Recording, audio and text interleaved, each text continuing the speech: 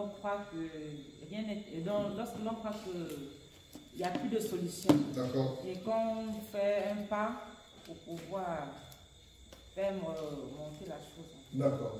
Ok. Oui, Cédric, allez-y. Le don de foi, c'est une ferme assurance des choses qu'on espère.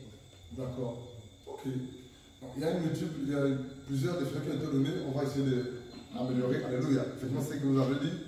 En un mot simple, le don de foi, c'est la foi même de Dieu. Le don de foi, par la grâce de Dieu, c'est la manifestation surnaturelle du Saint-Esprit.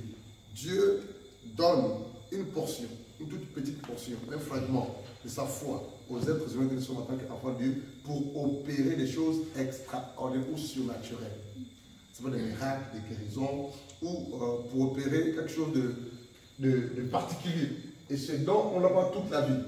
C'est juste pour un moment donné par rapport à ce que Dieu veut qu'on accomplisse pour sa gloire. Alléluia, c'est ça le don de foi. C'est une foi surnaturelle. Voilà quoi. Qui vient du Saint-Esprit. Que Dieu nous donne pour accomplir quelque chose de puissant, de surnaturel. Ça peut être des guérisons, des miracles, des délivrances, etc. Ou un service particulier. Ou quelque chose de particulier. C'est juste pour un temps. Alléluia. Quand on a fini d'accomplir ou de faire ce que Dieu veut qu'on accomplisse pour sa gloire, paf, il répond sa foi qu'on appelle le don de foi en fait. Noé a manifesté ce don. Il a construit l'arche pendant plusieurs années. Les historiens ou l'histoire dit que c'est pendant 120 années en fait. Voilà quoi. Abraham a manifesté ce don. Il est sorti de sa patrie vers une terre inconnue. Alléluia. Voilà quoi. Et je vous assure, Daniel a manifesté ce don. On l'a mis dans une cage, c'est ça non? Il y avait des lions en fait. Les lions n'ont pas dévoré. C'est ça le don de foi. Voilà quoi. Nombreux manifester ce don de foi. Certainement toi aussi tu l'as manifesté un jour.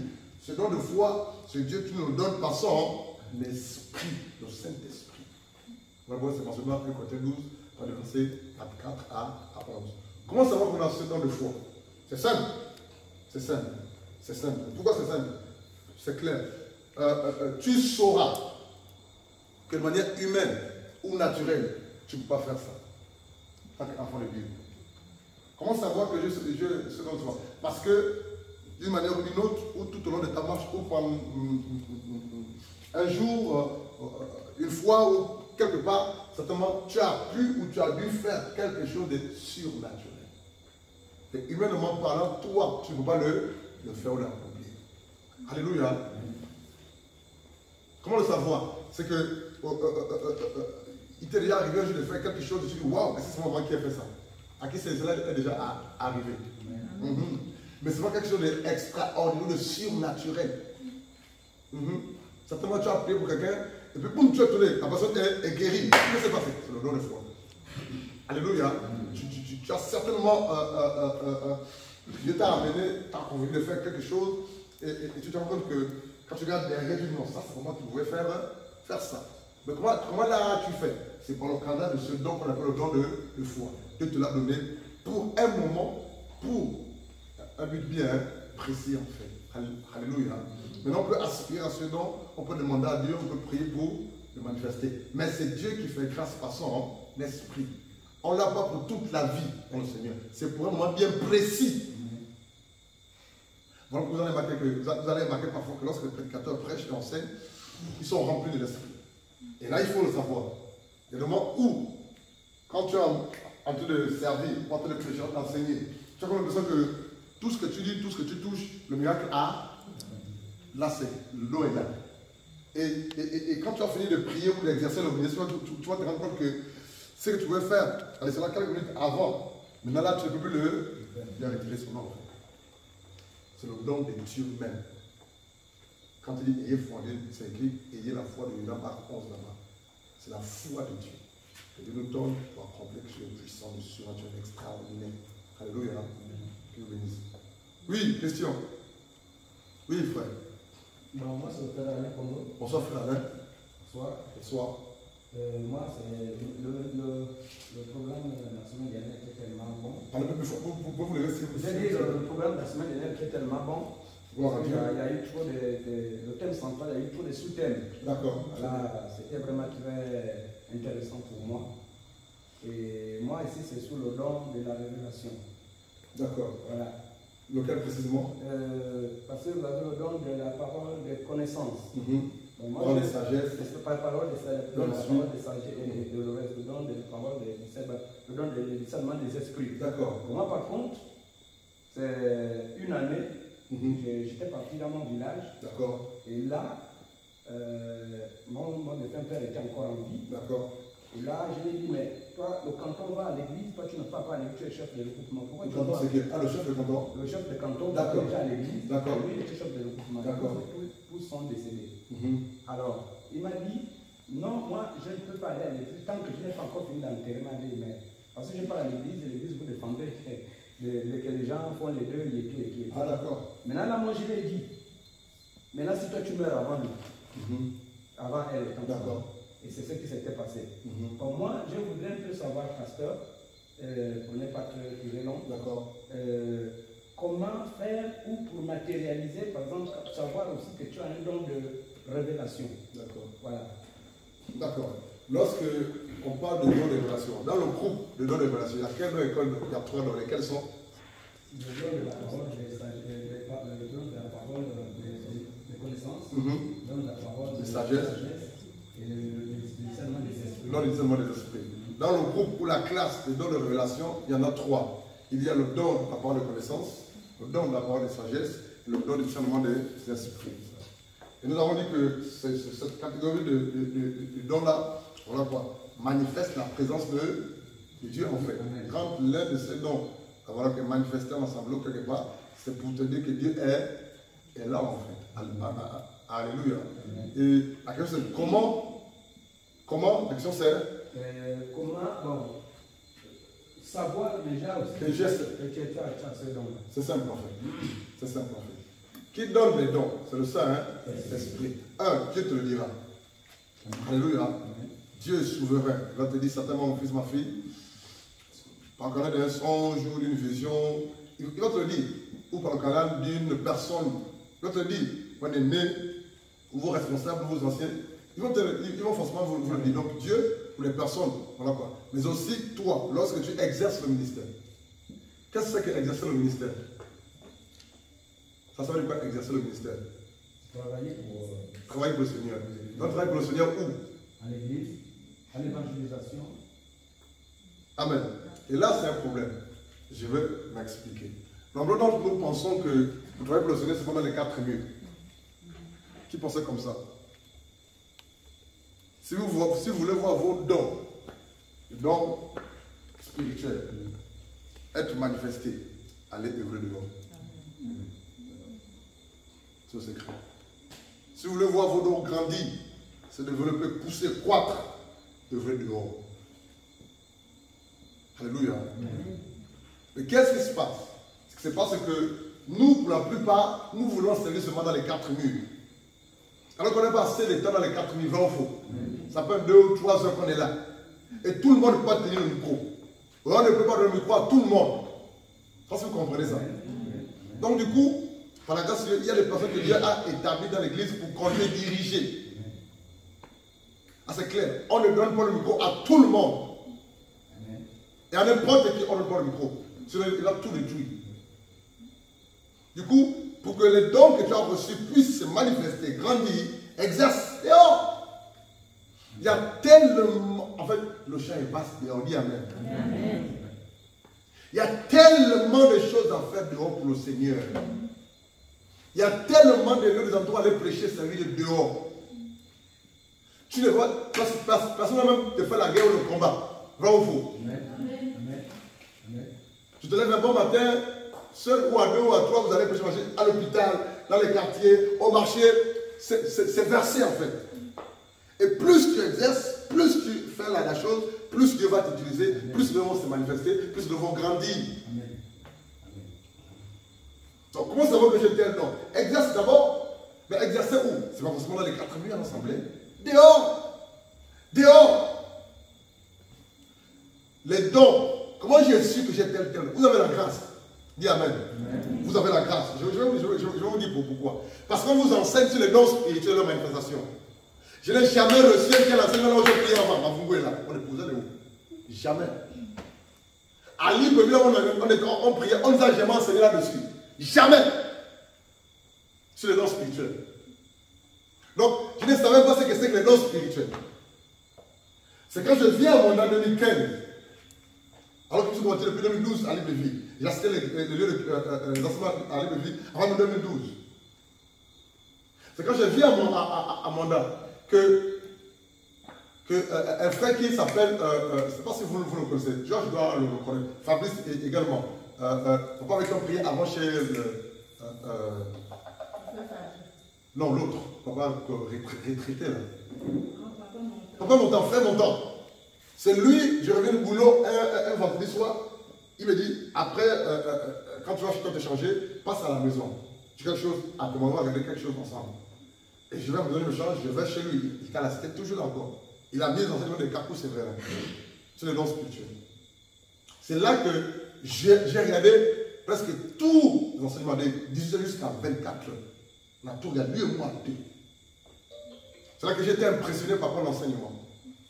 Mais je n'ai jamais reçu les enseignements sur les dons spirituels. Jamais en assemblée. Jamais.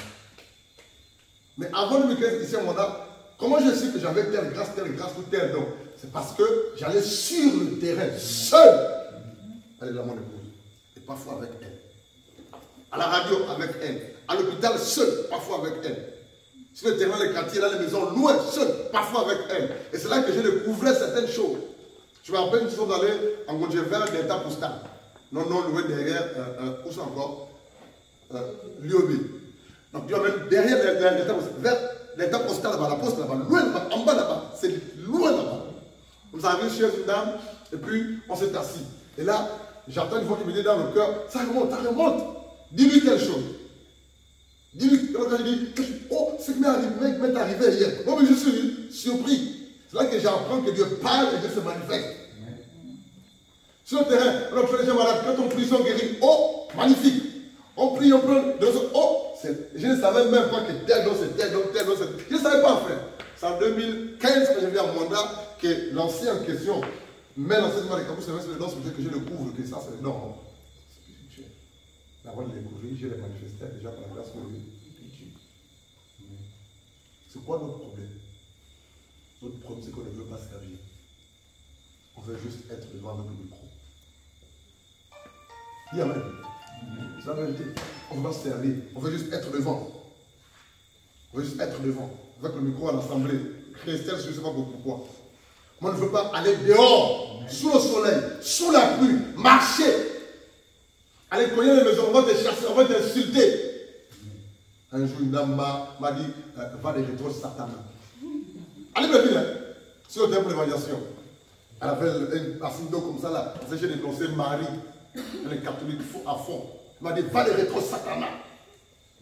Quand je suis rentré dans le j'ai pleuré. Comment elle peut te dire Satan? Le même jour, la même soirée, je lui ai dit, un schéma mordu là, sur le terrain pour l'évaluation. On doit travailler. Pour que le don spirituel se manifeste, il faut exercer. Il faut exercer. En plus des autres choses, il faut exercer. Il faut travailler. Ne sois comme ce vase qui est rempli et qui ne se vide pas. Comment va-t-il se vider? En exerçant. Donc c'est simple. Dieu peut te le dire lui-même. Il est Dieu. Les aînés dans la foi, qui ont la grâce, qui ont été discernés, peuvent te dire que tu as tel nom. Voilà quoi. Alléluia. En exerçant, tu peux manifester. Et si tu enseignes, tu regardes, c'est tel nom qui se manifeste. Alléluia. C'est simple que ça. C'est clair? C'est clair? Question. Waouh. C'est aujourd'hui. Question. Il y a même des dons qu'on n'a pas abordés, hein? N'est-ce pas? Mouchou. C'est l'occasion de poser des questions. Wow.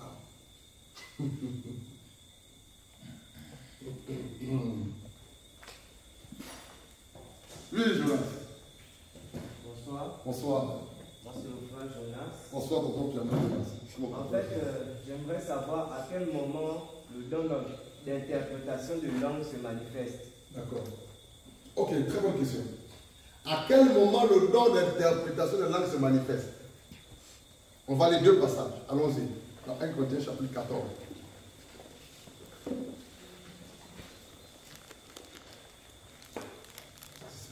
1 Corinthiens 14, on va lire le verset 5.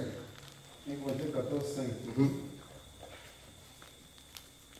Je veux bien que vous sachiez tous parler dans des langues inconnues.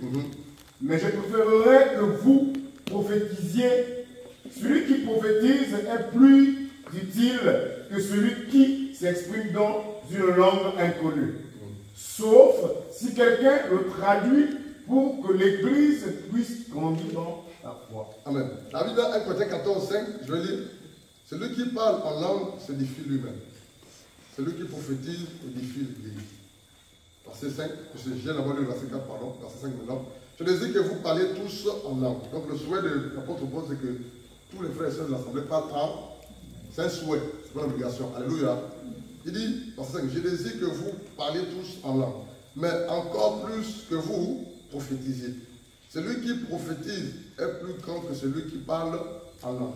À moins que ce dernier, celui qui parle en langue, l'interprète pour que l'Église en reçoive quoi? L'édification. Donc, à quel moment l'interprétation arrive? Juste après que le frère ou la sœur ait parlé en langue. Donc, il peut arriver que dans l'assemblée, pendant la réunion d'église, une sœur est saisie par l'esprit, boum, et la sœur ou le frère parle en langue. De suite aussi, l'interprétation peut suivre. Donc, la personne qui a parlé en langue, ou le frère ou la sœur qui a parlé en langue, l'interprétation peut aussi venir de ce même frère ou de cette même sœur, de suite même. Alléluia. Amen. Mais l'interprétation peut aussi retarder, peut venir après. Donc, la personne a parlé en langue, 5 minutes, 10 minutes après, ou 15 minutes après, l'interprétation suit. Alors, comment tu soignes son interprétation? Dieu, par son esprit, nous convaincra que là, c'est l'interprétation. Donc, l'interprétation peut être spontanée ou un tout petit peu retardée. Peut venir après. On va dans 1 Corinthiens 14, 11. Vas-y, s'il te plaît. 1 14, 11. Mais si j'ignore le sens des mots utilisés par mon interlocuteur, je serai un étranger pour lui, et il lui-même le sera pour moi. 12. Vous donc, puisque vous aspirez si ardemment aux manifestations des esprits. Je lis, s'il te plaît. Si ardemment aux manifestations de l'esprit. C'est très bien, des esprits. Donc, vous êtes attentif. Amen. Amen. Vous donc, puisque vous aspirez si ardemment aux manifestations de l'esprit, recherchez avant tout à posséder une abondance, celle qui contribue à faire grandir l'Église dans la foi. Verset 13, merci. Verset 13, c'est pourquoi celui qui parle en langue inconnue doit demander à Dieu de lui donner la traduire de ce qu'il dit en langue préhensible. La Bible au verset 13, c'est pourquoi que celui qui parle en langue prie pour avoir quoi? Le don d'interprétation. Donc la même personne qui parle en langue, Dieu peut aussi faire grâce qu'il ait le don d'interprétation. Alléluia. Maintenant on va aller dans 1 Corinthiens 14, verset 27 et 28 là-bas. Allons-y. 1 Corinthiens chapitre 14, verset 27. 1 Corinthiens 14, 27 à 28. 28. Si l'on parle dans des langues inconnues, que Dieu le fasse, ou tout, ou plus trois, et l'un après l'autre, et qu'il y ait quelqu'un pour traduire. Amen. 28. S'il n'y a pas d'interprète, que celui qui a le don de langue garde le silence dans l'assemblée, qu'il se contente de parler avec lui-même et Dieu. D'accord. La Bible dit dans 1 Corinthiens chapitre 14, verset 26, je vais relire. Que faire donc, frères, lorsque vous vous assemblez? L'un ou les uns ou les autres parmi vous ont-ils un cantique, une instruction, une révélation, une langue, une interprétation? Que tout se fasse pour l'édification. Ici, le mot édifier veut dire favoriser la vie spirituelle, favoriser la croissance spirituelle, favoriser la maturité spirituelle, affermir les frères et sœurs dans la foi, dans le Seigneur. Ça va être édifié en fait. Il dit au verset 27, en effet, En est-il qui parle en langue, c'est verset 27. En est-il qui parle en langue, que 2 ou 3 au plus parlent, chacun à son tour, et que quelqu'un interprète. Lors de nos réunions, tout à l'heure avant de venir, j'ai regardé un prédicateur en assemblée, dans YouTube, pardon. Un grand prédicateur dans une grande assemblée représentative, mondialement connu. Et le prédicateur, au niveau de l'estrade, il a pris le micro, il a fait lever tout le monde, il y avait du monde. Il dit tout le monde, parlez en langue, priez en langue. Tout le monde a prié en langue pour j'ai zappé. Pourquoi j'ai zappé? Tu peux répondre à la question. Enlève la main. Pourquoi j'ai zappé? J'entends pas bien. Lui, il va s'écrire. C'est pas biblique. Dans une assemblée, lors d'une réunion d'église, il n'est pas normal que tout le monde prie ou parle la langue au même moment. La Bible dit que 2 ou 3 au plus parlent la langue, chacun à son tour, successivement. C'est écrit. Et c'est le grand apôtre qui dit ça. Mais nous voyons des personnes qui sont appelées grands hommes de Dieu, mais qui font faire au peuple des choses, des choses qui ne sont pas dans la parole. J'ai zappé. J'ai bien zappé même.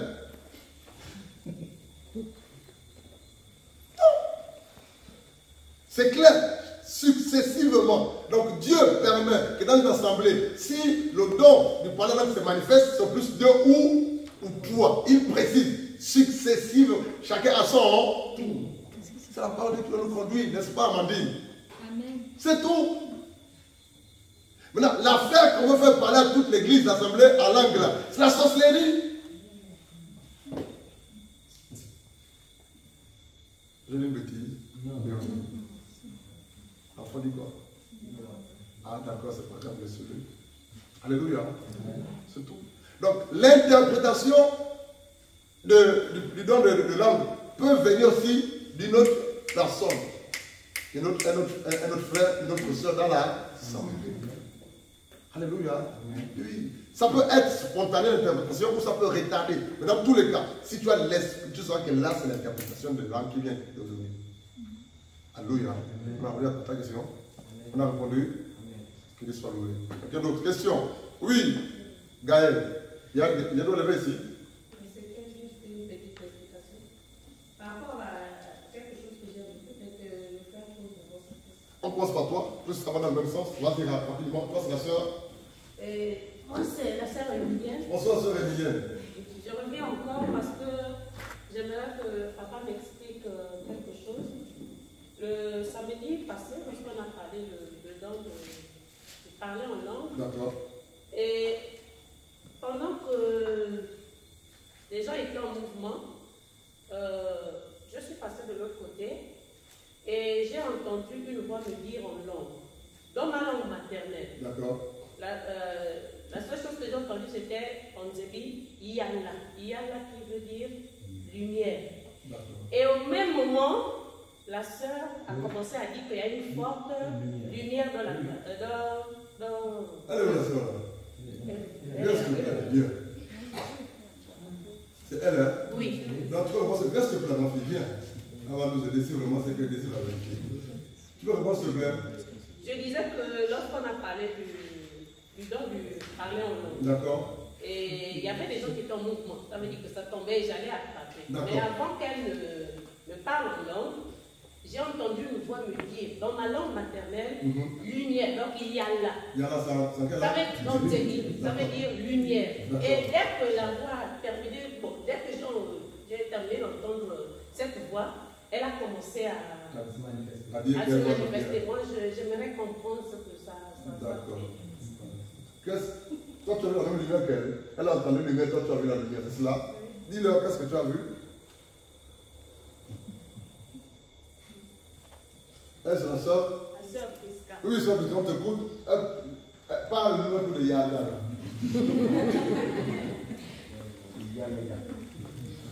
Pendant qu'on priait, quand je vois une lumière, genre qui descendait, c'était. Oh, je ne sais pas comment expliquer ça. Quand mon papa est là, c'était un peu plus haut que papa. Maintenant, ça faisait tellement que ça frappait, j'avais du mal avoir la lumière là. D'accord. Et après, c'est ça que j'ai vu quelqu'un qui est sorti de la lumière. Donc quand quelqu'un est sorti de la lumière, il est venu bénir papa par le bras. Et c'était tellement fort, j'avais du mal à voir. C'est ce que j'avais vu. D'accord. La lumière se trouve à quel niveau? Sur le mur? Oui, ça descendait. D'accord. D'accord. Ok.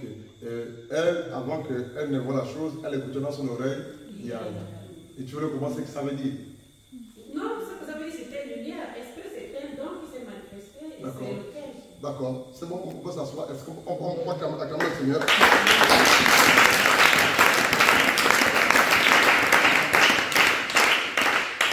Là, ce qu'il faut comprendre, c'est que il n'y a pas que 12, il n'y a pas que 9 dons spirituels. Alléluia, il y en a beaucoup. L'apôtre Paul nous a planté 9. Il y en a bien d'autres. Alléluia. Mais ce qu'il faut comprendre, c'est que pour ton cas, Dieu a seulement creusé ton oreille.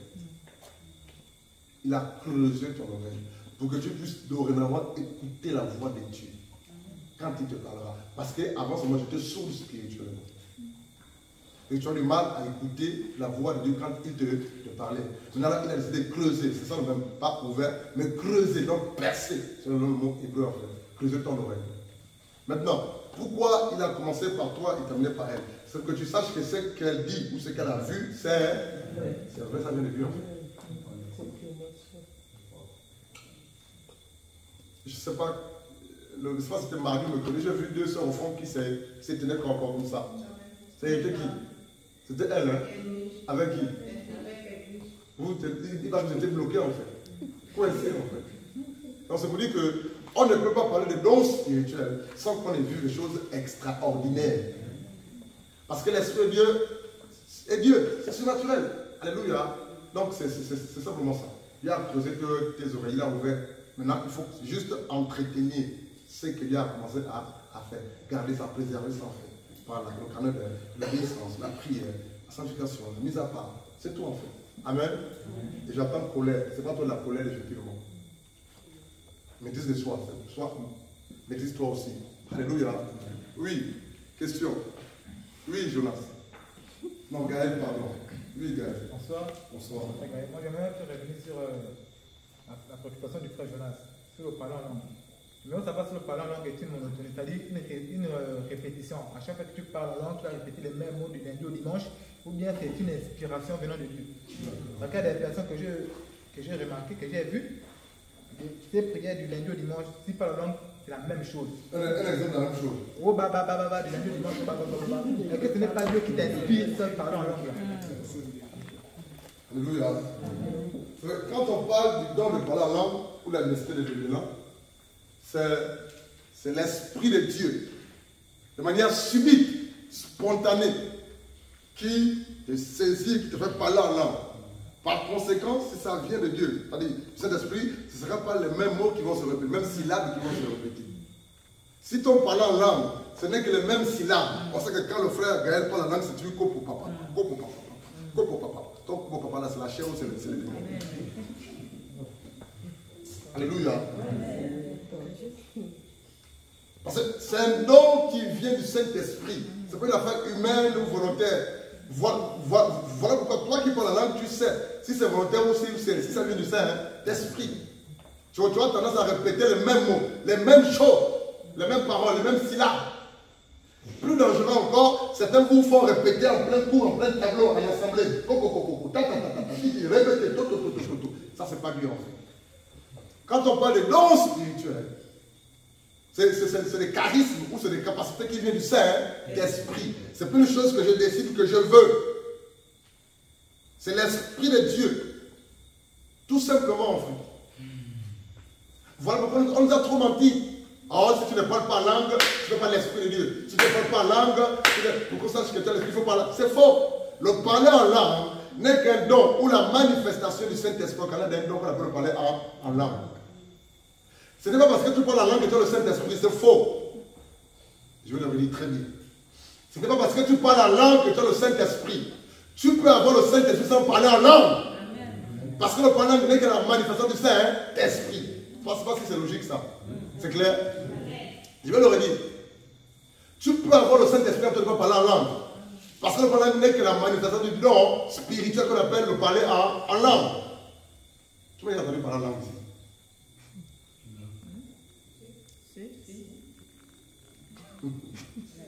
C'est très rare. Très rare. Par an, ça peut avec une fois. Alléluia. Donc, ce n'est pas une affaire humaine. Ce n'est pas une affaire volontaire. On va lire un passage. Christelle sourit, tu vas bien rire quand on va lire ça. Tu vas me comprendre non plus. Alors, on va lire 1 Corinthiens 12, 28. Lisons. Ensuite, on va répondre tous ensemble. Alléluia. 1 Corinthiens 12, verset 28. Moi, ça va dire le verset 27. 1 Corinthiens 12. 27, 28, 29. Or vous, Juste verset 31. 1 Corinthiens chapitre 12, verset 27 à 31. or vous constituez. On va lire dans une version. Vas-y. Je lis la parole de Dieu dans le livre de 1 Corinthiens 12, à partir du verset 27. Tu sens pour la voix, s'il te plaît. Vous êtes le corps de Christ. Vous êtes le corps de Christ. Et vous êtes ses membres. Vous êtes ses membres. Chacun pour sa part. Chacun pour sa part. Verset 28. Verset 28. Et Dieu a établi dans l'Église, premièrement des apôtres, secondement des prophètes, troisièmement des docteurs, ensuite ceux qui ont le don des miracles, puis ceux qui ont des dons de guérir, de secourir, de gouverner, de parler diverses langues. Stop, un instant. Je vais te donner le temps. Écoutez, la Bible dit dans 1 Corinthiens 12, 28. La Bible, et Dieu a établi dans l'Église. Qui établit? Dieu. Qui donne le ministère? Dieu. Et qui donne les dons? Le Saint-Esprit. Voilà, n'oubliez pas les enseignements. Qui donne le ministère? Qui donne le ministère? Dieu. Qui donne les services? Dieu. Oh. Ministère et service, c'est la même chose. Je reprends. En fait, voici les enseignants. Ils répondent à la question autrement, vous avez compris. C'est notre faire. À la maîtresse, les enseignants. Je reprends. Qui donne le ministère? C'est Dieu. Qui donne les services? C'est Dieu. Qui donne les dons? C'est le Saint-Esprit. Le Saint-Esprit. Alléluia. Maintenant, lisons 1 Corinthiens 12, 28. Écoutez, je vais lire. Et Dieu a établi dans l'Église, vraiment, apôtre. Apôtre, c'est un service, un ministère ou un don. Un don spirituel. Apôtre, c'est un don spirituel, c'est un service, c'est un ministère. C'est un ministère ou un service. C'est très bien. Il dit, Dieu a établi dans l'Église, premièrement, les apôtres, ministère. Deuxièmement, qui dit? Les prophètes, ministère. Troisièmement, qui dit? Les docteurs, ministère. Ensuite, ceux qui ont quoi? Le don de miracle. Le don de miracle, c'est un ministère ou c'est un don spirituel? Un don spirituel. Écoutez, ensuite, ceux qui ont le don de miracle, ceux qui ont. Est-ce que tout le monde dans l'église a le don de miracle? Non. Est-ce que tout le monde dans l'église, les frères et sœurs, tous dans l'église, ont la capacité de faire des miracles au nom de Jésus? Non. Non. Non, frère. Non. Continuons. Ce qui est le don de miracle. Ensuite, il dit quoi? Le don de guérir. C'est ça, non? Le don de secourir, de gouverner, de parler en langue. Diverses langues. Maintenant, vous allez mieux comprendre. Je vais lire le verset 28, 29, 30 et 31 et vous répondez par oui ou par non. Alléluia. Vous répondez par oui ou par non. Que Dieu vous aide. Amen. On peut y aller. 1 Corinthiens 12, 29. Je vais lire. Tous sont-ils apôtres? Non. Dans l'église, tout le monde est apôtre? Non. C'est très bien. Tous sont-ils prophètes dans l'église? Non. C'est très bien. Tous sont-ils le docteur? Non. Verset 30. Tous ont-ils le don de miracle? Non. Tous ont-ils le don de guérir? Non. Ça veut dire guérison? Non. Tous parlent-ils la langue? Non. Tous parlent-ils la langue? Non. Tous interprètent-ils? Non. Non. Et selon la version hébraïque de la Bible, la réponse est non. C'est non. Réalisons un peu plus haut. Dieu va nous éclairer ce soir. Réalisons un peu plus haut. Comment ça va du verset 14. 1 Corinthiens 12, 14. Rapidement, Christelle. 1 Corinthiens 12, 14. En descendant, vas-y, écoutez la Ainsi, lecture. le corps n'est pas un seul membre, mais il est formé de plusieurs membres. Ainsi, le corps n'est pas seulement le corps physique, c'est cela. Continue. Verset 15. Ou le corps de Christ, c'est cela. Si le pied disait, parce que je ne suis pas une main, je ne suis pas du corps, ne serait-il pas du corps pour cela? Verset 16. Et si l'oreille disait, parce que je ne suis pas un œil, je ne suis pas du corps, ne serait-elle pas du corps pour cela? Verset 17. Si tout le corps était œil, où serait lui? Maintenant, imaginez que dans l'assemblée, tout le monde parle la langue. Ou, viens mon ami, viens. Toi, tu as quand même mon corps. Regarde, imaginez, lui c'est le frère Kevin. Alléluia. Un exemple. Imaginons que le frère Kevin, lui c'est l'œil. Tout Kevin c'est l'œil. C'est normal ça? C'est le corps. Imaginez que le frère Kevin, lui, tout son corps, Kevin dit oui. Kevin, c'est le pied. C'est pas du sens. Alors qu'un corps normal a les yeux, le nez, tout. Pourquoi on parle de corps? C'est la même chose dans le corps de Christ. Continue, femme. S'il était tout lui, où serait l'odorat? Verset 18. Maintenant Dieu a placé chacun des membres dans le corps comme il a voulu. Maintenant Dieu a placé chacun des membres dans le corps comme il a voulu. Continue. Verset 19. Si tous étaient un seul membre, où serait le corps? Il n'y a pas de corps. Verset 20. Maintenant donc, il y a plusieurs membres et un seul corps. 21. L'œil ne peut pas dire à la main, je n'ai pas besoin de toi. Ni la tête dit aux pieds, je n'ai pas besoin de vous. Et c'est ce qui se passe avec nous en fait. Regarde, viens mon ami. C'est un exemple. C'est l'image du corps de Christ. Quand quelqu'un accepte Christ Jésus, comme c'est sur personnel, qu'est-ce que Dieu fait premièrement? Il lui donne son esprit. 1 Corinthiens 12, 13 en parle. Il voit l'esprit. Alléluia. Autre chose, qu'est-ce qui se passe sur le plan spirituel? Dieu prend ce frère en esprit sexuel et le colle sur le corps de Christ. La tête, il est la tête. C'est ça, non? Christ est la tête. Il est le chef. Et maintenant, sale, c'est le corps. Maintenant, Dieu nous prend spirituellement et il te colle sur le corps de Christ. Le corps avec lequel Christ est ressuscité le premier jour après la mort. Ça veut dire quoi? Ça veut dire que si Dieu dit de toi que tu es l'œil, il te place où? Si Dieu dit de toi que tu es le bras, quand tu es né de nouvelles, il te colle sur le bras de... Ça veut dire qu'il va te servir quand de ton bras. Si Dieu dit de toi que tu es le pied, sur le corps de Christ, il va te coller où? Au pied.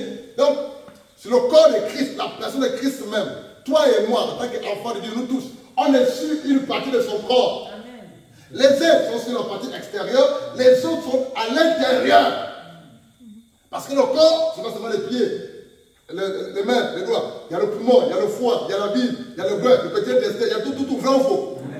Alléluia. Ça veut dire que dans le corps de Christ, il y en a qui sont vus sur le plan extérieur, il y en a qui sont vus sur le plan intérieur. Dans le corps de Christ, il y en a qui ont le ministère public, il y en a qui ont le ministère privé caché.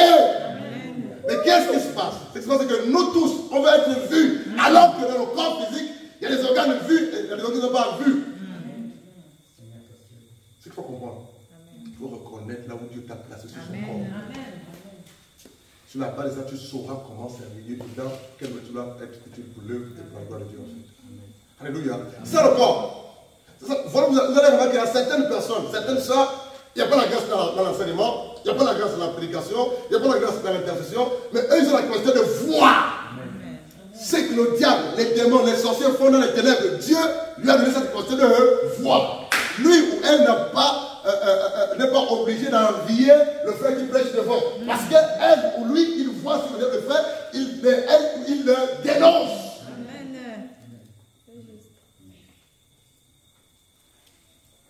Pas besoin de jalouser ou d'envier. Parce que dans le corps de Christ, il n'y a pas que les mains, il n'y a pas que les pieds, il y en a tout, il y a le corps, il y a les organes externes et internes. Où tu as été greffé dans le corps de Christ. Où Christ a greffé dans son esprit dans le corps de Christ.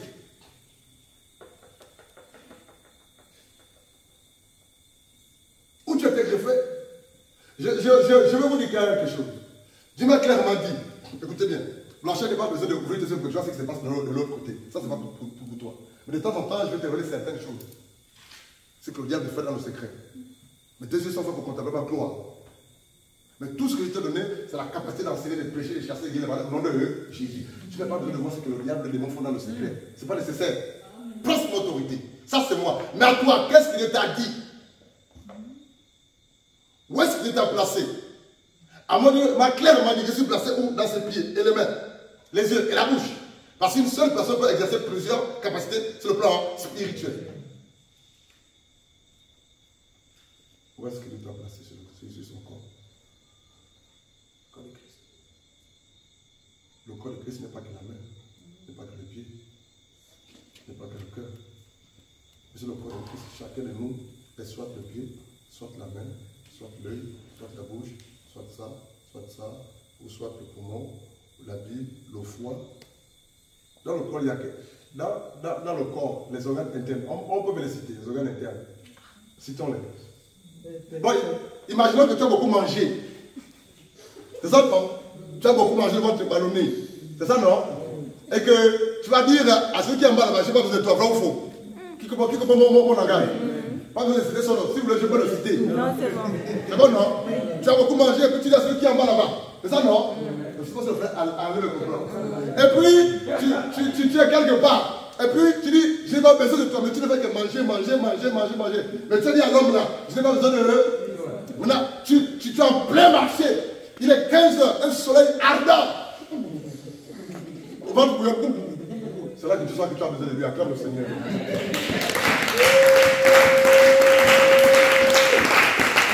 C'est pour dire quoi? C'est pour dire que dans le corps, on a besoin de tous les organes. Tu ne peux pas te passer de l'homme là, frère. Tant que tu manges, tu peux te passer de l'homme là, vrai ou faux? Il faut que vous compreniez mon langage. Si tu joues au dur, mon ami, même en plein air, ça va sortir. En plein marché, en pleine rue, ça va sortir. Si tu sers, frère, ça va sortir. Maintenant, imaginons qu'on le bloque. Qu'est-ce qui va se passer? Acclamez le Seigneur. Tu as explosé. En fait, c'est pour dire quoi? Mais tout le monde en église, le coup, vrai ou faux? Tout le monde en église, vrai ou faux? Il est important. Il y a même un enfant, celui qui a compris. Il est très important. C'est pour dire quoi? Celui qui est dans le corps de Christ, on ne néglige pas les autres. On a besoin. Regarde. Je dis, Seigneur, aide-nous ce soir. Quand l'œil a vu quoi? Qui a bien des banques là? Qui a bien des banques? Ça va te revenir. N'aie pas peur. Qui a bien des banques là? Voilà, lève-toi s'il te plaît, frère. Mettez-vous là, regardez-le. L'œil a vu le billet des banques, non? C'est ça, non? Qui a vu? Qui a vu? Qui a vu? C'est l'œil qui va prendre? Non. C'est l'œil qui va prendre? Non. Tu vas prendre? Donne-moi Alain.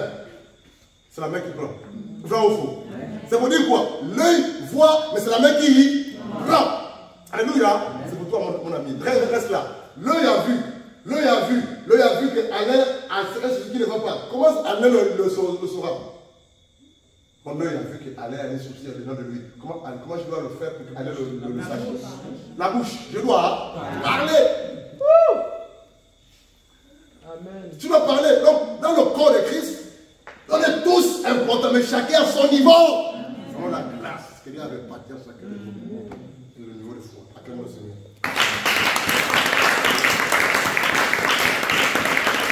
Maintenant, la main ne peut pas jouer le rôle de l'œil. Le nez ne peut pas jouer le rôle de la bouche. Voilà pourquoi dans le corps de Christ, les uns sont les yeux, les uns sont les yeux, les autres les pieds, les uns les mains, les autres les poumons, les uns le foie, les autres la bouche, etc., etc. Et lorsque, par la grâce de Dieu, chacun de nous, on met ces dons ensemble, sera waouh. Maintenant, où c'est tout le problème? C'est qu'on a envie le don de l'autre. Moi, je veux prêcher comme le frère Blanchard. Non, l'homme là, je veux parler comme le Dieu, je veux voir ce qu'il a. Non, frère, tu as pour toi que Dieu t'a donné. Travaille seulement, mets-toi à part, sanctifie, t'obéis. Avec ton seul don là, Dieu va se glorifier.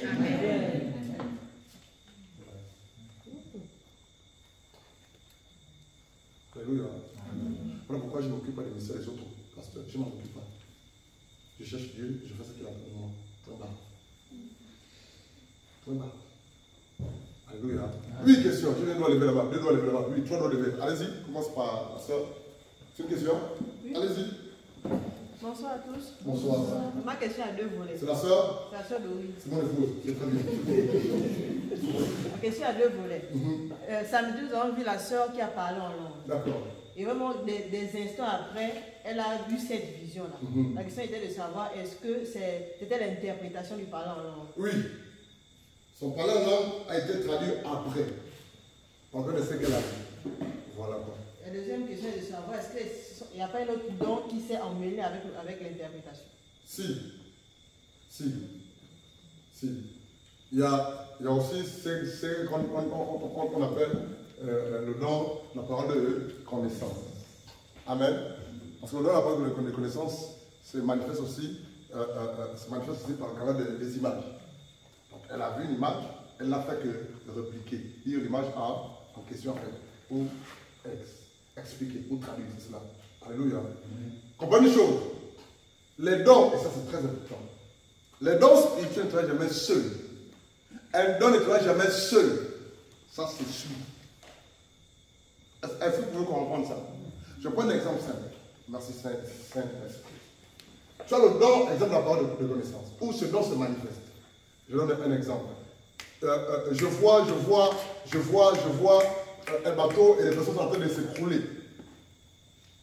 Comment est-ce qu'on appelle ce don-là? Pardon? C'est le don de la parole de connaissance. Alléluia. C'est style indirect. Tu dis ce que tu vois ou tu dis ce que Dieu te donne ou ce que Dieu te fait voir. Amen. Je vois un bateau qui est en train de s'enfoncer dans l'eau et je vois des personnes à l'intérieur. Alléluia. Et puis il continue en disant c'est la personne qui parle. Il y a une femme dans l'assemblée qui a fait ce rêve-là hier. C'est quel don là? C'est quel don là? C'est toujours dans la parole de connaissance. Nous avons dit que la parole de connaissance se manifeste dans le passé, dans le présent. Tout ce qui est passé, c'est dans la parole de connaissance. Alléluia. Donc, il continue en disant ceci. Mais Dieu me dit, toi qui as fait ce songe hier, c'est ta famille. Cette famille ne mourra pas par noyade. Genre, donc cette famille ne mourra pas par noyade. Tu ne mourras pas, cette famille ne mourra pas. Mon Dieu me dit de te le dire. Mais écoute. Demain, va et réunis toute ta famille et dis-leur de se repentir ensemble, chacun à son tour. Il y a quel nom qui s'est manifesté là? C'est clair. Le futur. Quoi d'autre? Donc la parole de sagesse, l'instruction. Réunis la famille, répentez-vous et priez. Les dons travaillent toujours ensemble. Les dons se suivent. Tu ne verras jamais un don travailler seul et puis s'arrête là. Non.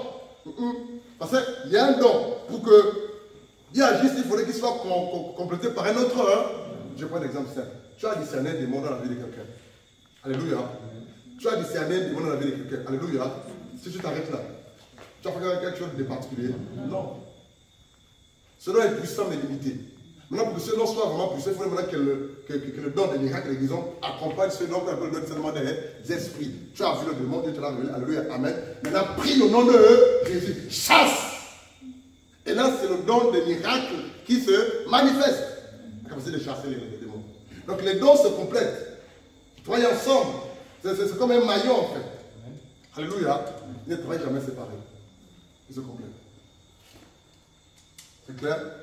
Ça va? Deuxième partie, tu as répondu de ta question. Tu avais dit que tu avais 2 questions. 2 volets. Oui, question. Je dois aller au fond. Oui, allez-y. C'est l'orgasme, non? On t'écoute. Bonsoir. S'il y a des questions en ligne, faites-nous savoir s'il vous plaît. C'est pas en direct. Ah d'accord, ok. Ma question c'est de savoir comment c'est qu'on fait l'œuvre du Seigneur avec amour. Pardon? Comment c'est qu'on fait l'œuvre du Seigneur avec amour? Je vais écouter le mot là. On fait quoi? Ah d'accord. Comment savoir qu'on fait l'œuvre du Seigneur avec amour? Bonne question. Bonne question. Qui peut répondre à la question? La jeune sœur. Comment est-ce que toi tu sais que tu fais l'œuvre du Seigneur avec amour? Oui, Raïssa au fond. Quand tu te presses de faire l'œuvre du Seigneur, selon elle, c'est quand elle se presse à faire l'œuvre du Seigneur. Elle fait avec rapidité. C'est très bien. Quelqu'un d'autre? Oui. Tout pour moi d'abord, c'est d'abord après. D'accord. D'abord Dieu, d'abord avant. D'accord. Non, les intérêts de Dieu devant, les intérêts derrière. C'est très bien. Oui. Tu obéis à tout. Tu obéis à tout même quand tu ne comprends pas. Oui. C'est un peu ce que je voulais dire. Quelqu'un d'autre? Oui, Amandine, comment c'est qu'Amandine sait que là, je fais l'œuvre du Seigneur avec amour? C'est quand c'est ta priorité, c'est ce qui est le plus important pour toi. Tu es passionné de ce que tu fais. Tu sens que c'est ce que tu aimes faire en fait. Amen. Quand on aime quelque chose, en général, on le fait bien et ça se ressent en fait. Amen. Quand tu aimes, vraiment tu le fais, tu aimes ce que tu fais. C'est clair. C'est clair. On a répondu à la question. Si tu fais quelque chose pour le Seigneur, en train de murmurer, en train de bouder, mon ami, laisse. Amen ou pas amen? Laisse. Ou si on te tire, forcez, viens. Et puis dans le cœur, c'est noir, tu boudes, tu murmures. Lui aussi, il fatigue les autres, tout le temps réunion, tout le temps bureau, tout le temps ceci. Non, laisse, reste sur toi. On a besoin d'argent pour faire telle chose pour l'œuvre du Seigneur. Exemple, qui sait que les voleurs sont entrés aujourd'hui? Hier, pardon. On envoie non. Ils sont entrés par là. Ils ont défoncé la fenêtre. Ils ont défoncé la porte. Ils ont volé certaines choses. Ils ont défoncé la porte du lieu de l'épicerie. Ils ont volé les kits alimentaires. Ils ont pris les boîtiers pour régler le son. Ils ont pris l'amplificateur. Ils ont pris. C'est ça, non? Attends, le mixage, pardon. Ils ont pris aussi le pupitre démontable pour les campagnes d'évaluation. C'est là. Hein? Ah, ils n'ont pas pris ça. Hein? Ah, d'accord. Ils ont défoncé. D'ici demain, on doit trouver de l'argent pour faire quoi? On ne touche pas ce qui est en banque. Ça, c'est pour l'achat du bus. Donc, dimanche, on va communiquer. On aura besoin de sous pour. On a déjà appelé le. On appelle comment? Il était là. Fabrice, il l'a vu, non? Voilà. Demain, il commence. Demain, il travaille. Il a dit qu'il va travailler sans argent. On va payer après. Parce qu'il va aller bientôt à l'église. Maintenant, on va te dire, on a besoin d'un peu d'argent pour. L'argent aussi. Ce qui est bien, c'est qu'ici, on ne vous demande pas l'argent. Est-ce que tu vas comme le Seigneur vous plaît?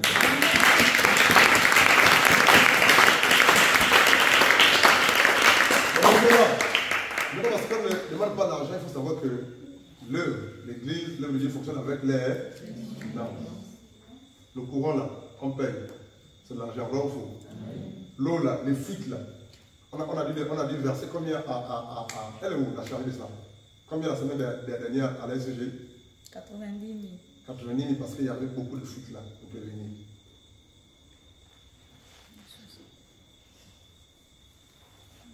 Alléluia. Donc on a besoin de sous pour mettre les prix. Demain nous envoyer le devis, mais demain on commence à travailler. Ce sont les partis prendre la meule à France de vie. Il faut qu'avant dimanche, ou plus tard dimanche, ou quelques jours après, tout ça soit barricadé avec des grilles. Alléluia. Voilà. Maintenant, toi tu vas faire l'offrande pour acheter les grilles et puis avancer les travaux du bâtiment. Et puis tu vas bouler dans ton cœur. Alors que tu sais que depuis que tu es là, on ne t'a jamais arnaqué ou trompé ou volé. Ça veut dire que tu vas le dire avec amour. Daniel, il est là, Daniel.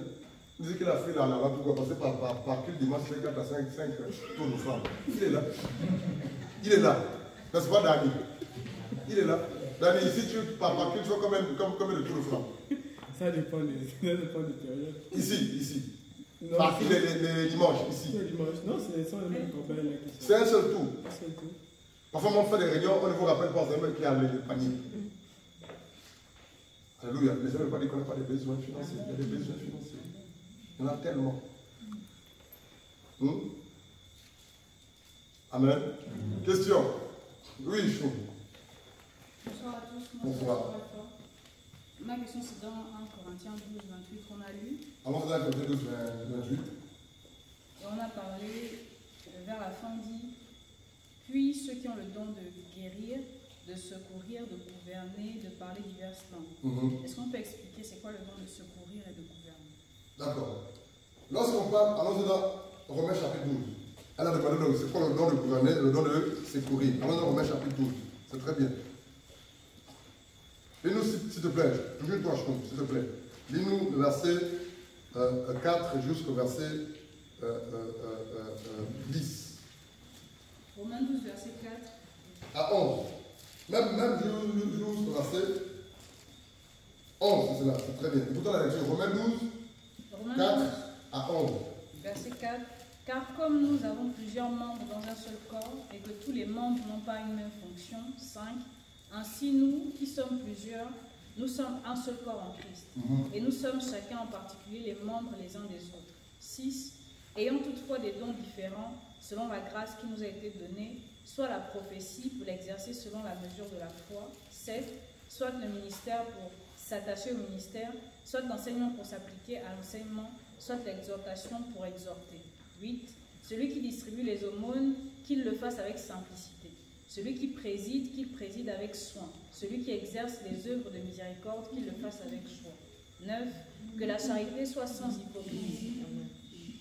Ayez le mal en horreur, attachez-vous fortement au bien. C'est Romains 12 combien? 9. S'il te plaît. Romains 12, 9. Que la charité soit sans hypocrisie. Ayez le mal en horreur, attachez-vous fortement au bien. Continue, 10, c'est 10. Quant à l'amour fraternel, soyez pleins de tendresse les uns pour les autres. Quant à l'honneur, prévenez-vous les uns des autres. 11. Quant au zèle, ne soyez point paresseux, soyez fervents d'esprit, servez le Seigneur. La question c'est quoi le don de gouverner, le don de sécuriser? C'est cela. Je vais lire Romains chapitre 12, le verset précisément 8. Je commence à partir du verset 7. On peut y aller? Romains 12, 7. Que celui qui est appelé au ministère s'attache à son ministère. Ça veut dire que Dieu veut que tu t'attaches à ce que tu fais pour le attacher, veut dire s'épouser, se marier. C'est le même verbe que Dieu a donné dans Genèse là-bas. Que l'homme quitte son père, l'homme quittera son père et ça, il s'attachera à ça. Mais si tu veux voir ton ministère, ton service évoluer, sois marie-toi. On continue. Que celui qui exhorte, celui qui exhorte, exhorte. C'est ça, non?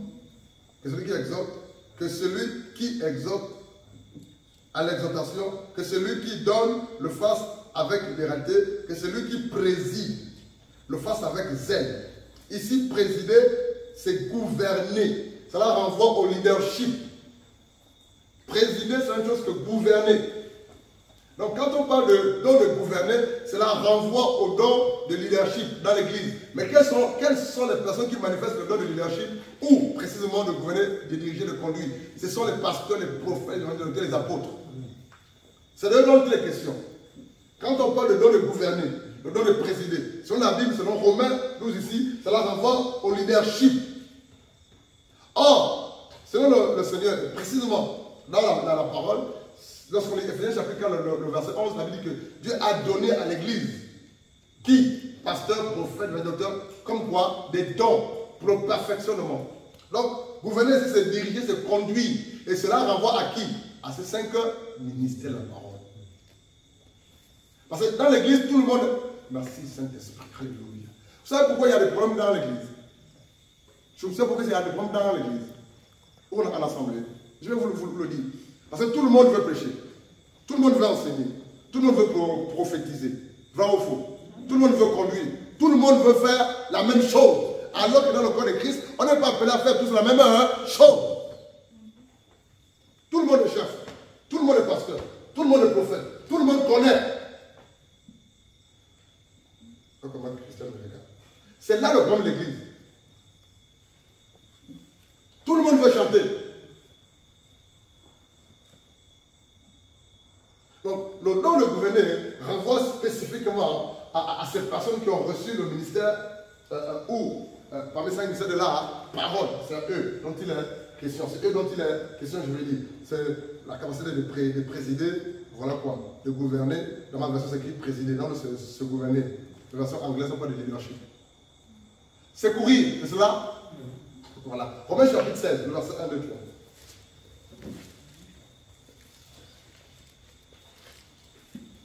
Romains 16, 1, 2, 3.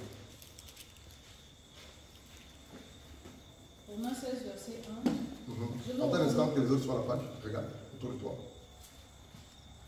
Si tout le monde vient, tu peux commencer. Romains 16, verset 1. Je vous recommande Phobé, notre sœur, qui est diaconesse de l'église de Saint-Cré. 2. Afin que vous la receviez dans le Seigneur d'une manière digne des saints et que vous l'assistiez dans toutes les choses où elle aura besoin de vous, car elle a reçu chez elle plusieurs personnes et moi en particulier. 3. Saluez Priscille et Aquilas, mes compagnons d'œuvre en Jésus-Christ. Attends là. Regardez le verset 2. 1 et 2, s'il te plaît. Romains 16, verset 1. Je vous recommande Phobé, notre sœur, qui est diaconesse de l'église de Sancré. 2. Afin que vous la receviez dans le Seigneur d'une manière digne des saints et que vous l'assistiez dans toutes les choses où elle aura besoin de vous. Car elle a reçu chez elle plusieurs personnes et moi en particulier. C'est quelle version? Osterval. D'accord. Dans la verse écrit, je vous recommande Phobé, c'est dans Romains 16, notre sœur qui est diaconesse de l'église de Sancré. Afin que vous la receviez en notre Seigneur d'une manière digne des saints. Allez, des frères, c'est des chrétiens, cela. Et que vous l'assistiez. C'est quoi assister quelqu'un? Aider. Et que vous l'assistiez dans les choses où elle aurait besoin de vous. Car elle a aidé beaucoup, ainsi que moi-même, Paul. C'est quoi secourir? C'est venir en aide. Et dans la Bible, il y a des personnes dans le corps, écoutez mes amis, dans la Bible, il y a des personnes dans le corps de l'Église qui ont le ministère d'aide. C'est quoi le ministère d'aide? C'est le ministère que Dieu suscite dans la vie des frères et des sœurs pour aider et secourir celui qui a reçu la vision. C'est ça le ministère d'aide. Donc vous allez venir aider, assister, secourir cet homme, cette femme à qui Dieu a donné une vision. Je vais vous dire quelque chose. Lorsqu'on parle de vision, il y a la vision personnelle et la vision commune. Qu'est-ce que c'est qu'une vision personnelle? La vision personnelle, c'est cette vision qui te donne, qui concerne ta propre vie toi-même. Pas besoin de certaines personnes pour... Voilà quoi. Ce n'est pas une vision commune. C'est cette vision qui te donne à une personne pour la gloire de Dieu. Mais pour que cette vision s'accomplisse, Dieu suscitera d'autres personnes qui viendront pour que la vision voie le jour et s'accomplisse en fait. Alléluia. C'est quoi la vision personnelle? Pardon. Commune. La vision commune, c'est cette vision qui donne à une personne pour que plusieurs personnes travaillent afin de... Et pour y arriver, Dieu suscitera des ministères d'aide. C'est quoi le ministère d'aide? C'est des personnes qui le suscitent dans le corps de Christ pour aider cet homme, cette femme à qui il a donné une vision divine pour la gloire de Dieu. Alléluia. Donc c'est ça, secourir. Secourir, c'est venir en aide. Secourir, c'est assister. Secourir, c'est aider. Mais pourvu que ce soit Dieu qui te mette à cœur, en fait. Qui te met le fardeau, en fait. Et pourquoi le ministère de Paul a prospéré? Écoutez mon langage. Ou a porté des fruits, c'est cela. Pourquoi le ministère de l'apôtre Paul a porté des fruits? Parce que l'apôtre Paul, écoutez bien, était quoi? Était quoi? Accompagné, assisté. Par plusieurs personnes. Par plusieurs personnes. Telles que la dernière Phobé. Tel que le groupe qu'on appelle Achilles, qui l'a pas, pardon, Priscille et Aquilas. Timothée, Tite. Alléluia. Donc, Dieu donne une vision à Paul pour prêcher aux nations, pour prêcher aux rois, pour répandre la parole. Mais pour y arriver, Dieu suscite des collaborateurs, des aides. Et Dieu communique le même fardeau à qui? Aux aides et aux collaborateurs de l'apôtre Paul. C'est comme ça qu'il a travaillé. Dis Amen. Je vais t'aider. Regarde. Jésus vient pour une mission. Quelle est la mission de Christ sur terre? Pardon? Pardon? Lève la main. Lève la main. Oui, Maggie, tu veux parler? On t'écoute. C'est quoi la mission de Jésus sur terre? Sauver les brebis perdus. Sauver les brebis perdus. C'est très bien. Pour y arriver, comment s'est-il pris? Lève la main. Oui, c'est mon nez. Il devait mourir à la croix. Il devait mourir à la croix. Alléluia. Il est ressuscité. Il est parti au ciel. A-t-il accompli tout son œuvre? Oui. Elle dit oui. Enfin. Normalement oui, normalement non, c'est cela? Le reste c'est nous, mais lui il a fait... Acclame le Seigneur. Le reste c'est qui? C'est nous. C'est nous. Le reste doit être fait par qui? Par nous qui sommes le corps de Christ. Il est venu accomplir sa mission sur terre. Il est mort, il est ressuscité. Mais avant de partir, qu'est-ce qu'il a fait? Il a regroupé 12 personnes. Il a enseigné les 12 personnes. Il a communiqué la vision, le fondement de ces 12 personnes. Il est parti. Les 12 personnes ont fait quoi? Ont repris la nouvelle. Vrai ou faux? Et à travers ces 12 personnes, d'autres ont pris le message. Il ne faut que reprendre jusqu'à ce que ce message te parvienne, mes papiers.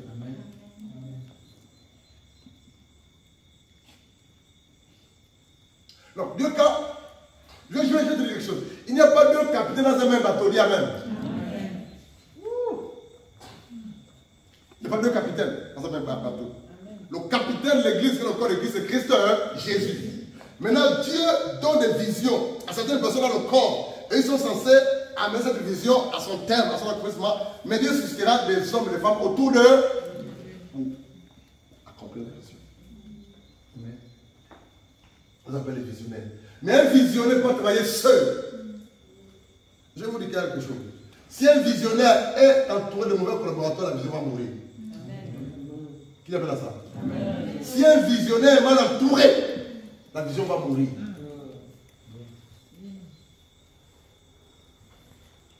Du coup, Jésus s'est entouré de 12, ensuite de 70. Quand il est mort, les 12 et 70 ont fait quoi? Ils ont répandu. Jusqu'à ce que ça vienne. C'est la même chose. Il appelle Paul. Paul va dans les nations. Prêche au roi. Alléluia. Qu'est-ce qu'il fait? Il suscite Barnabas. Il suscite Timothée. Les couples tels que Aquila et Priscille. Il suscite Philémon. Il suscite les collaborateurs, les collaboratrices, les collaborateurs, les fils, les filles dans la foi. Eux, ils ont reçu la vision avec le Paul venant du Seigneur. Ils ont répandu. C'est alors que tout le monde a vu ce livre-là. Donc ça veut dire qu'il y a des ministères tels qu'au milieu de nous, que Dieu suscite. Ce ministère, c'est le ministère d'aide. Et ils viennent en aide à la personne qui a reçu la vision. Et dans tous les sens, tous les domaines, soit sur le plan spirituel, physique, matériel, financier. Dites-moi, Paul avait un travail, n'est-ce pas? N'est-ce pas? Qu'est-ce qu'il faisait comme boulot?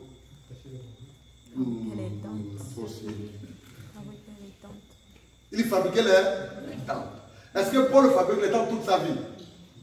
Si vous lisez le livre des Actes, vous allez remarquer que Paul était un endroit, il faisait parfois 1 an ou 2 ans, vrai ou faux? Il travaillait en plein temps. Donc, comment il faisait pour survivre? Quelle est la réponse? Comment il faisait pour survivre ou pour vivre? Oui, Dani. Il vivait par le canal des aides. Les aides que les frères, les soeurs, que les fils de la foi lui a apportées. Philippiens chapitre 4, allons-y. C'est ça le mystère d'aide en fait. C'est la capacité de secourir en fait. Philippiens 4.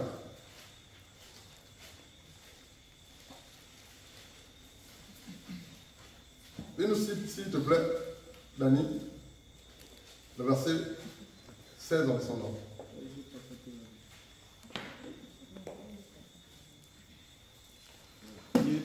Commence à partir du verset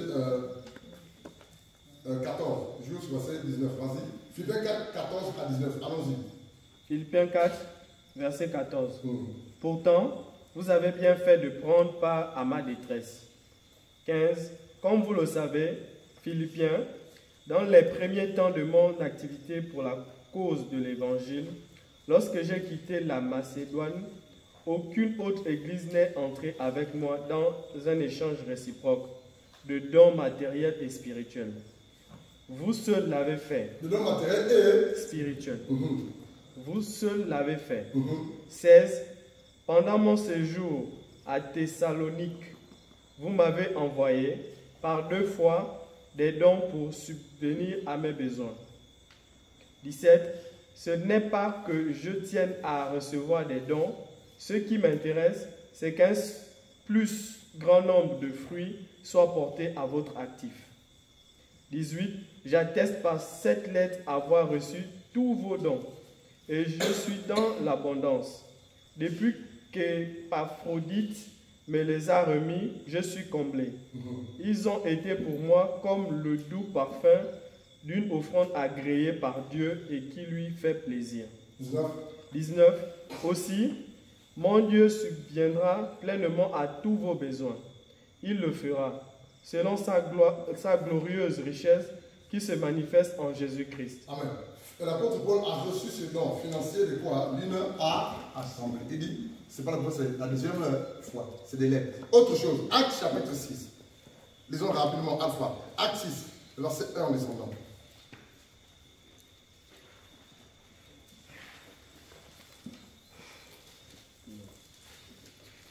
Acte 6, 6, verset 1. En ce temps-là, comme les disciples se multipliaient, il se leva un murmure des hellénistes contre les Hébreux, parce que leurs veuves étaient négligées dans la distribution qui se faisait chaque jour. 2. C'est pourquoi les 12, ayant convoqué la multitude des disciples, leur dirent: il ne convient pas que nous négligions la parole de Dieu pour le service des tables. 3. Choisissez donc, frères, 7 hommes d'entre vous, dont on rende bon témoignage, pleins d'Esprit Saint et de sagesse, à qui nous commettions cet emploi. 4. Quant à nous, nous vaquerons à la prière et au ministère de la parole. 5.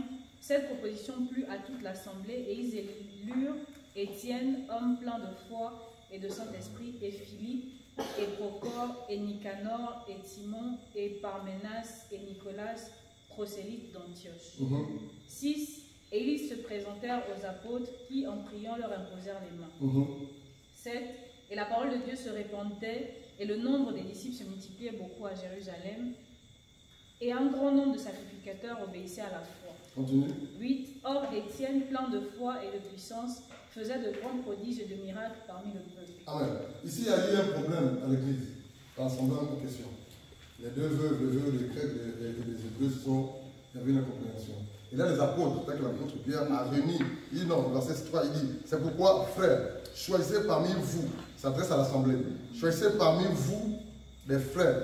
C'est pourquoi, frères, choisissez parmi vous 7 hommes de qui l'on rend un bon témoignage, qui soient pleins d'Esprit Saint et de sagesse, et que nous chargerons de quoi? De cet emploi. Quel emploi? Le diaconat. Il dit au verset 4, et nous continuerons à nous appliquer à la prière et au ministère de la parole. Il y avait un conflit à l'église. Voilà quoi. Les veuves grecques et les veuves hébreux, il y avait un problème en termes de partage des biens ou des choses matérielles, quelque chose comme ça là. Pardon? Des distributions en fait. Et là, il y a eu un conflit entre les veuves. Et l'apôtre Pierre et les apôtres se sont réunis. Non. Nous les apôtres, on ne peut pas aller résoudre ça ou traiter ça. Il faut qu'il y ait d'autres personnes qui s'occupent de la distribution. Et ces autres personnes, c'est les diacres et les diaconèses. Donc les diacres et les diaconèses dans une assemblée ont aussi ce ministère qu'on appelle un ministère d'aide. Ils ont pour rôle et but d'aider qui? Les apôtres ou les serviteurs qui ont aussi la vision, la mission. Pour que ces apôtres aient du temps dans la prière et la méditation et surtout la prédication de la parole, l'enseignement. Je vais vous dire quelque chose.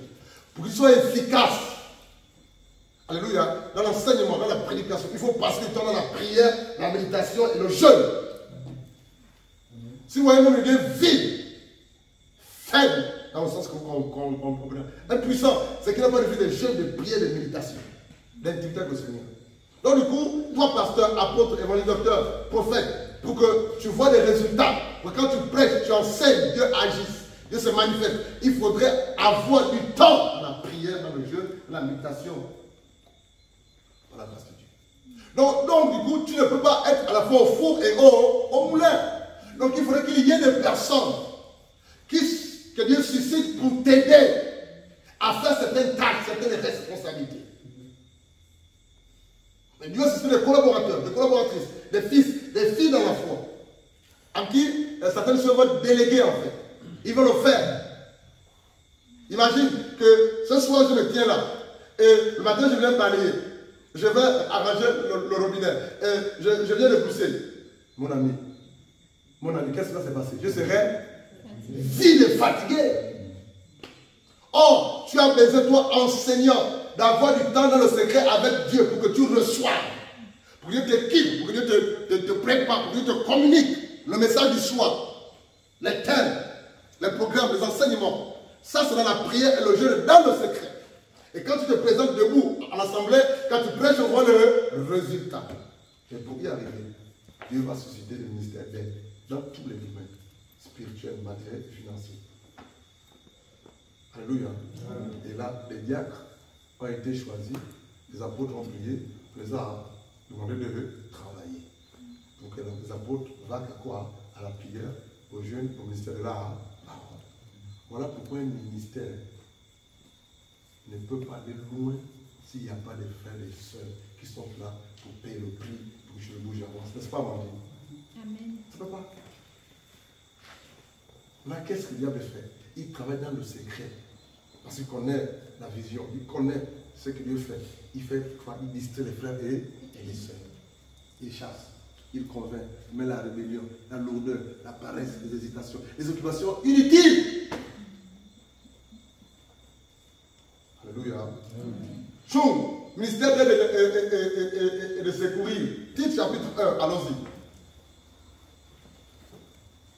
Titre chapitre 1. Dis-nous s'il te plaît le verset 5 en descendant.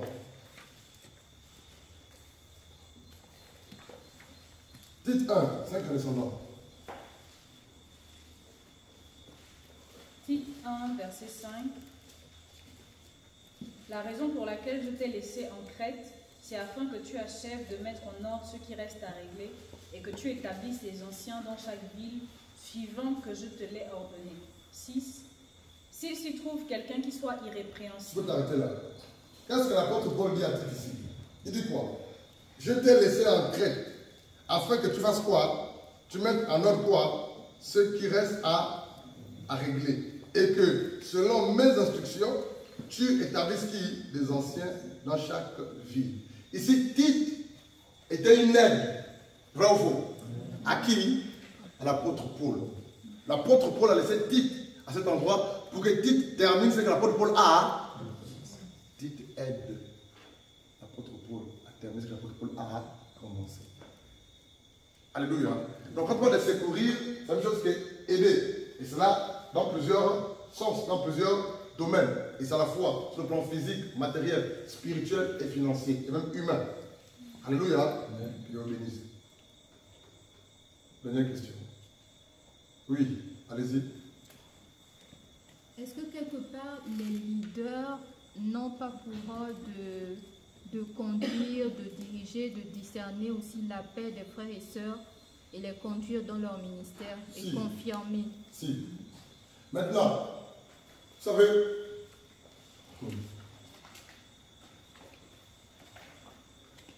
les leaders dans l'église ont plusieurs rôles à jouer. Ce n'est pas seulement prêcher ou enseigner, c'est discerner, c'est aider. Les frères sont rentrés dans leur ministère, dans leur service. C'est ça. Et c'est ce que le maître a fait en fait. Il a appelé 12. Quand il appelle les 12, il comprend que les 12, l'apôtre Pierre, lui, il doit être, c'est ça non? Et les 12, vous allez remarquer que qui ont eu un ministère, j'ai envie de dire, représentatif. Pierre, qui d'autre? Jacques, qui d'autre? Jean, qui encore? 3 ou 4. Mais les autres, là, on ne t'a pas parlé d'eux. C'est pour dire quoi? C'est pour dire que dans le Seigneur, il y a des personnes qui ont reçu l'appel public. C'est quoi public? Ils sont mis de l'avant. Il y en a qui opèrent, qui travaillent dans le secret. Maintenant, il y a un souci. C'est que parmi nous, dans l'église, en général, tout le monde veut être devant. C'est pas si tu as fait le constat là. C'est rare de trouver un frère et une soeur dire: ah, moi c'est dans le secret, moi c'est à côté, moi je travaille dans le secret pour t'accompagner. C'est rare. Tout le monde veut être devant. Alors qu'il y a le ministère public et le ministère privé dans le Seigneur.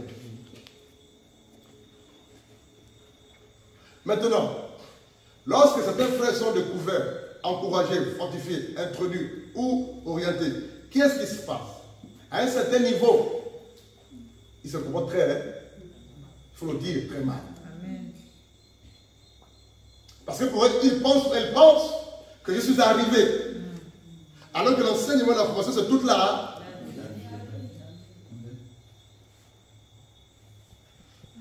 Mais normalement, un leader qui est un leader, sinon le Seigneur, doit enfanter, former d'autres leaders.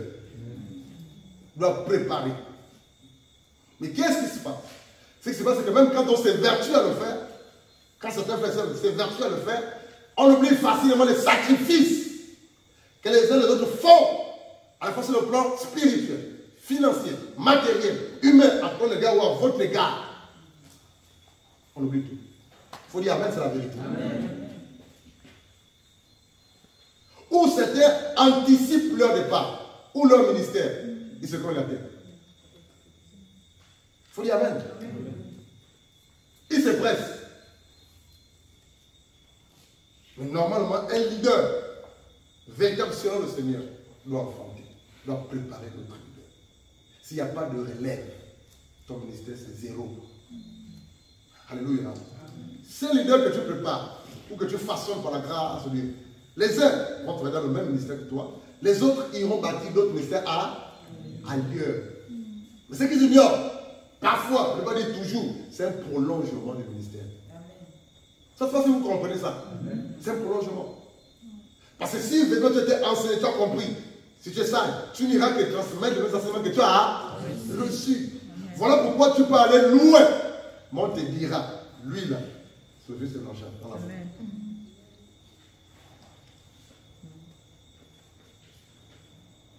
Alléluia.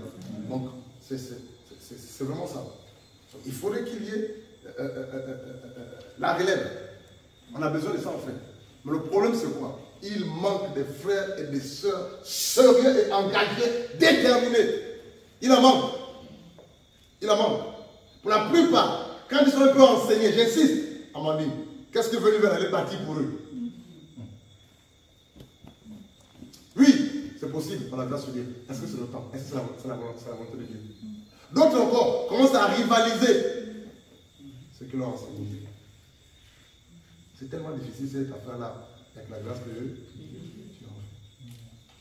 C'est rare d'écouter un frère ou un fils dans la foi dire à son père dans la foi, une fille appelée son père, Dieu m'a appelé à servir là jusqu'à ma mort, je ne quitterai pas la mission ou l'œuvre. Dieu m'a appelé à les bâtir. C'est rare. Qui amène à ça? Amen. Chacun a la vision d'aller bâtir, même quand ce n'est pas la volonté de Dieu. Donc on se casse la tête. Je vais vous dire quelque chose. Je n'ai jamais voulu bâtir cette œuvre-là. Celui qui m'a imposé, il m'a obligé. Il m'a même peut-être d'incrédule. Donc tout ce que vous voyez là, c'est le fruit de la volonté de Dieu. 1 Corinthiens 10, 18, on va terminer avec ça. Il est 20h. Amen, on va s'arrêter là. Alléluia. 1 Corinthiens 10, 18, je crois que c'est la bonne référence. Il y a un de vos frères, il est bâti.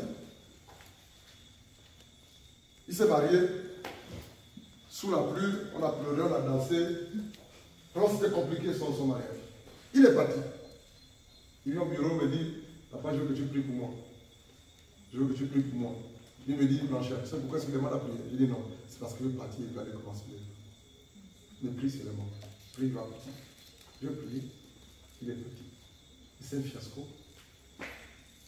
Et puis on rencontre une soeur dans la rue dehors. Il dit, si je suis parti de l'église parce que le pasteur Blanchard ne m'a pas assisté quand j'avais besoin de lui. Je dis, ça c'est pas possible. Qu'est-ce qu'on peut faire pour ce frère-là? Que ce soit sur le plan spirituel. Je ne sais pas son nom. Que ce soit sur le plan spirituel, matériel, financier, plan financier ou alimentaire. Même au mariage, nous tous là, on a payé le prix qui s'est marié. On a, sous la pluie, sous le soleil, c'était compliqué. Les choses ont été rattrapées par la grâce de Dieu. À la dernière, tout est raté. Il a dit, je ne suis pas l'église parce que le pasteur ne pas assisté. Assister où et comment, je ne sais pas. Donc, vous voyez, souvent c'est les motivations de nos cœurs qu'il faut passer à côté. On doit veiller. J'insiste. Ce n'est pas de ma volonté, de mon choix. C'est Dieu qui m'a appelé, qui m'a imposé, qui m'a obligé. Il sait de quoi je parle. Dieu en Christ. Alléluia. 1 Corinthiens 18. 1 Corinthiens 18.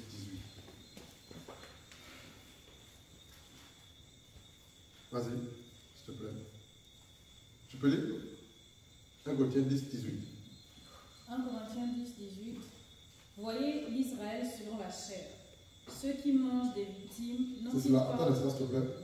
1 Corinthiens 10. Je dis 18. Hein. C'est 2 Corinthiens avant. 2 Corinthiens 10, c'est ça.